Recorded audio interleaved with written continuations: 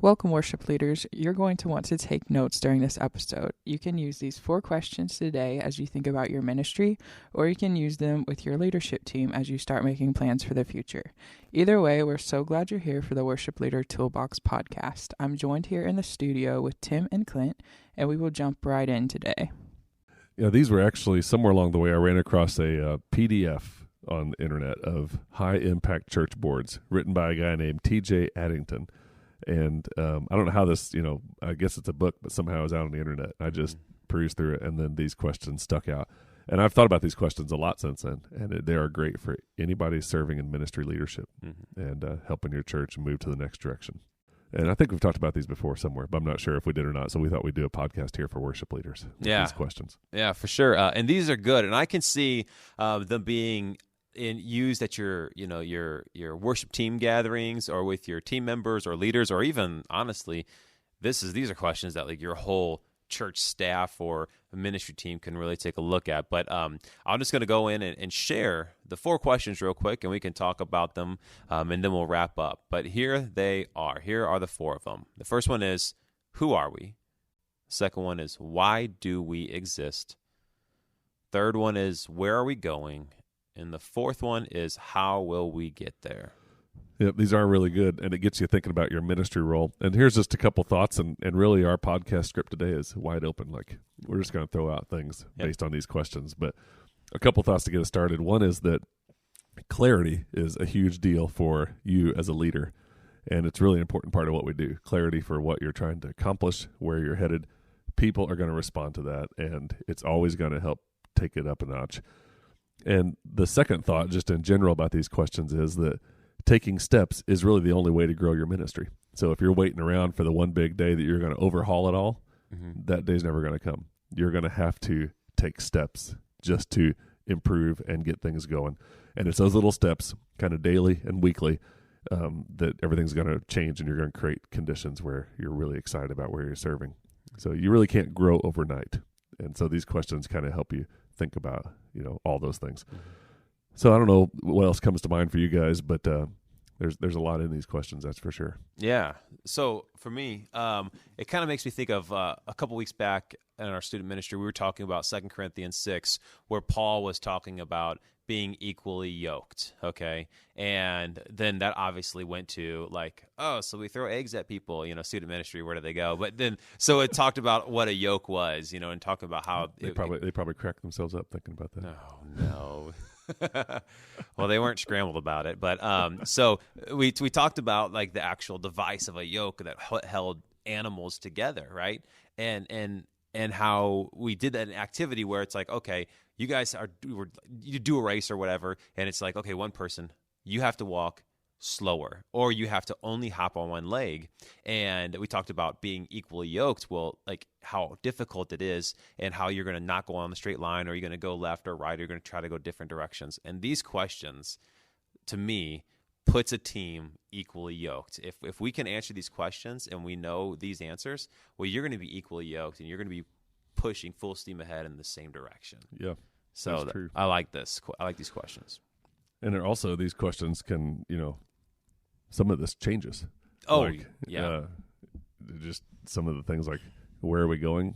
Different seasons you're heading, you're shooting for a different goal. Definitely. Or how are we going to get there? That definitely changes sometimes. Yeah. So, well, I mean, yeah, we all know in the last 2 years how do we get there is completely different. Yeah. So that's really true. Yeah.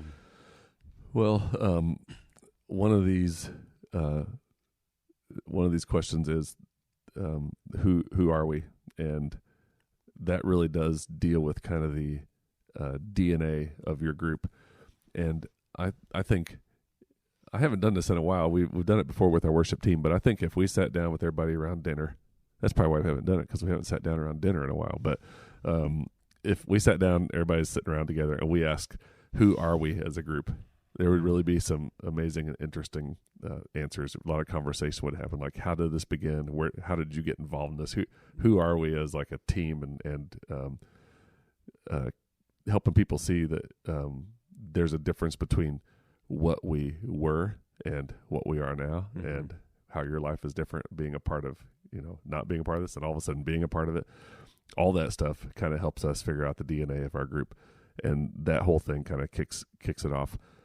And then another thing about this is that these questions will help your work and ministry become more focused. And I think that's a big thing for volunteers, because if you have a whole bunch of volunteers serving, and worship ministry does have one of the places in the church, in addition to children's ministry volunteers and hospitality ministry volunteers, there's like an army of those people. Yeah. And if you just have, as a leader, you're thinking about stuff all the time. And as a volunteer, you're thinking about stuff on, the week you're up. Yeah. And so it's good for volunteers to be able to say, how are we going to get there? Like, where are we going? We want to be this, this, and this. Mm-hmm. How are we going to do that? Well, every week you're going to do this, or we're going to do this together. And they have something to sink their teeth into. Yeah. So that's so good. And that's all about, passing your vision on, and like you said, I mean, there's volunteers who, I mean, you said they think it from, maybe week to week when they serve, but really, it's like they probably get that email reminder on Saturday, like, hey, we'll see you in the morning or whatever. If you have it set up to go out, they're like, oh yeah, I got to be there in the morning, So sometimes, they aren't actually thinking about it. But like, if we share that vision, like over when we're breaking bread, that's huge, because even when they're busy in life and they're like scatterbrained, like we all are, and then all of a sudden it's like, oh, that's tomorrow morning. They know, like, oh yeah, okay, I'm showing up ready. I know what I got to do. I know what the purpose is. I know, if I'm in the building, if I'm in the parking lot, if I'm at the door, wherever I'm at, doing I'm going with hospitality, because you mentioned hospitality. We know our purpose, right? Yeah. So that's awesome. That's good. Here's one other thought, and then we can slowly wrap up, because really I just wanted to share these 4 questions, but if we just said that, the podcast would be too short. But one other thought is, some of these questions will bring clarity about what you need to stop doing. So if you are trying to get somewhere, how are we going to get there? Well, we may have to prune some things, free up some time, and quit doing some things that are taking up too much of our energy and resources. So that's another a big fruit from asking these questions together with your group. That is so good. I mean, how many things in the church, any organization, but let's just go with the church. How many things in the church are we doing because, I'm going to say, it's what we've always done. It's what we do, yada, yada.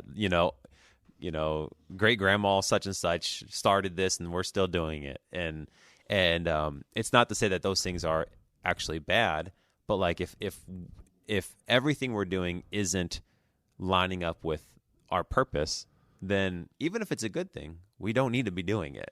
Yep. That's so good. That is, and so many churches fall into that trap. And and I can see how, because being a part of a ministry that's gone on for a couple decades, we do a lot of stuff that I run around talking to people that, hey, we've been doing this since blah blah blah.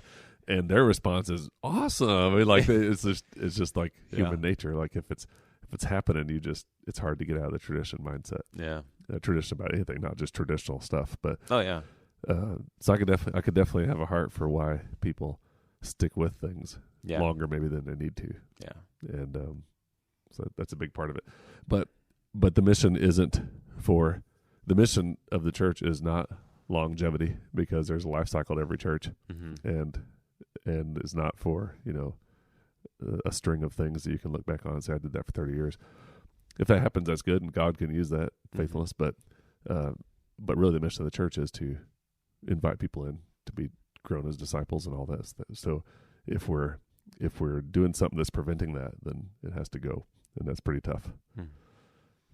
That's so good. Like, I don't know why I thought about this. Probably because you said there's a life cycle of the church. But just think, we get so caught up in numbers and this, that, and the other when it comes to church. But like, think about how many churches of the first generation of churches, that were formed.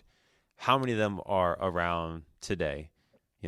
Maybe some. Who knows? I don't know. I'm just kind of throwing it out there. But if it wasn't for them, the seeds wouldn't have scattered from those original plants to where the churches are now. So, sometimes it's good to prune. Sometimes it's good to close. Sometimes it's good to move. Who knows?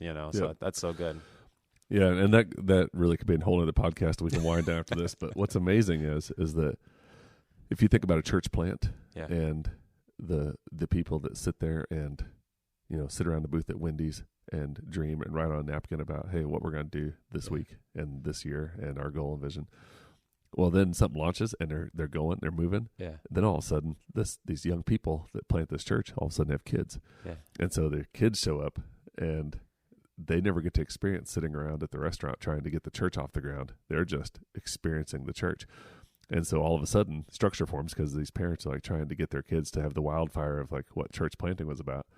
And in order to do that, they build in structure, and all of a sudden the kids are institutionalized, and they show up to meetings and groups trying to get the feeling of a church plant. And then they have kids, and then by the time those kids are around, then the church is like moved into this institutional mindset if they're not careful. Yeah. It just makes you think this is off topic, but it just makes me think every kid ought to go off plant a church. Or a church never buys a building, and then everyone every week sets up chairs. Then you will definitely always have planting mentality of setting up chairs. Yeah, there's some benefit to that, and then there's a whole other side of things. That's another podcast. That's a whole other podcast. No, but yeah, no, this has been awesome. And I'll tell you what, these questions, I'm going to have you send me this PDF that you found these on, because I'm looking forward to digging into these and jumping into the conversation of these with my team, bringing it back to my church and my staff. But yeah, so I'm glad you shared these with me. I'm excited to be on this podcast today. That's good. But before we go, a reminder of how much we love you guys for listening. It's crazy. There's been steady growth of listeners, and we're so thankful for each and every one of you. If you haven't, we want to invite you to check out the website, worshipleadertoolbox.com. Also join in on the Facebook group. Just search for Worship Leader Toolbox Community. And like I said, there's been a steady growth, and that's because of you guys sharing this with your team, with your network, with your church. Just go out to the website, find the blogs that will really speak into your church and what's going on right now. So thank you so much. Thanks for listening to this episode of the Worship Leader Toolbox podcast. We're praying for you and for all our listeners as we keep making an impact in the lives of worship leaders and worship teams around the globe. Before you go, we'd also like to let you know that we have 2 other podcasts through our ministry. One focused on ministry leadership is called Go Harvest, and the second one is a weekly 5-minute devotion called Faithful Friday. You can find out more at harvestministryteams.com/podcast or go to the link in the show notes.